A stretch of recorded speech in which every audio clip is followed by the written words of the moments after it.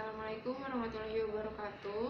Saya Put Melati, salah satu mahasiswa dari Universitas Mercu Buana, program studi psikologi. Video ini bertujuan untuk menginformasikan kepada teman-teman sekaligus memenuhi salah satu tugas besar pendidikan Pancasila. Di sini saya akan menjelaskan mengenai pengertian Pancasila sebagai ideologi bangsa dan negara. Pancasila sebagai ideologi terbuka. Ideologi di sini adalah gabungan dari dua kata majmuk, yaitu idea dan logos, yang berasal dari bahasa Yunani, yang secara sederhana artinya suatu gagasan yang berdasarkan pemikiran yang sedalam-dalamnya dan merupakan pemikiran filsafat. Dan dalam arti kata luas adalah keseluruhan cita-cita, nilai dasar, dan keyakinan yang mau dijunjung tinggi sebagai pandangan normatif. Ideologi adalah gabungan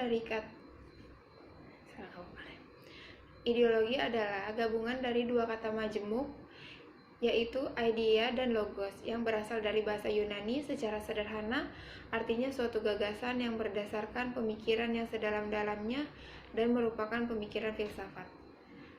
Serta dalam arti luas adalah keseluruhan cita-cita, nilai dasar, dan keyakinan-keyakinan yang mau dijunjung tinggi sebagai pedoman normatif. Dalam arti ini, ideologi disebut terbuka, dan dalam arti sempit, ideologi adalah gagasan dan teori yang menyeluruh tentang makna hidup dan nilai-nilai yang menentukan dengan mutlak bagaimana manusia harus hidup dan bertindak. Pancasila sebagai ideologi negara dapat diartikan sebagai suatu pemikiran yang memuat pandangan dasar dan cita-cita mengenai sejarah, manusia, masyarakat, hukum, dan negara Indonesia yang bersumber dari kebudayaan Indonesia.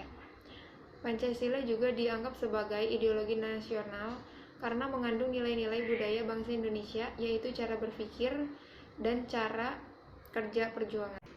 Ciri khas ideologi terbuka adalah nilai-nilai dan cita-cita tidak dipaksakan dari luar, melainkan digali dan diambil dari kekayaan rohani, moral, dan budaya masyarakatnya sendiri. Dasar dari konsensus atau kesepakatan masyarakat tidak diciptakan oleh negara, melainkan ditemukan dalam masyarakatnya sendiri, dan oleh sebab itu ideologi terbuka adalah milik semua rakyat dan masyarakat dapat menemukannya dirinya di dalamnya. Ideologi terbuka bukan hanya dapat dibenarkan, melainkan dibutuhkan. Nilai-nilai dasar menurut pandangan negara modern bahwa negara modern hidup dari nilai-nilai dan sikap-sikap dasarnya. Terbuka adalah ideologi yang dapat berinteraksi dengan perkembangan zaman dan adanya dinamika secara internal.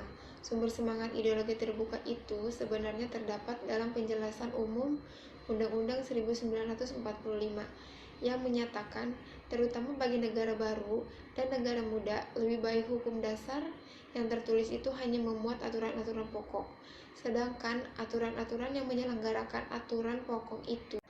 Yang ketiga, pengalaman sejarah politik masa lampau seperti dominasi pemerintah Orde Baru untuk melaksanakan penataran pedoman penghayatan pengalaman Pancasila, yang mana materi penataran Pancasila itu sesuatu yang dirumuskan oleh kemampuan pemerintah, bukan atas keinginan segenap komponen masyarakat Indonesia, sehingga hasilnya jauh dari yang diharapkan dan yang diinginkan. Dapat diserahkan kepada undang-undang yang lebih mudah cara membuatnya, mengubahnya, dan mencabutnya. Di sini ada beberapa faktor pendorong keterbukaan ideologi Pancasila.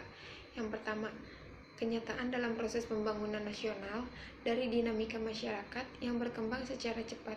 Yang kedua, kenyataan menunjukkan bahwa bangkrutnya ideologi yang tertutup dan beku cenderung meredupkan perkembangan dirinya, seperti bagaimana komunisme ditinggalkan oleh sebagian besar negara-negara Eropa Timur dan Rusia. Dan yang terakhir adalah tekad untuk memperkokoh kesadaran akan nilai-nilai dasar Pancasila yang bersifat abadi dan hasrat mengembangkan secara kreatif dan dinamis dalam rangka mencapai tujuan nasional.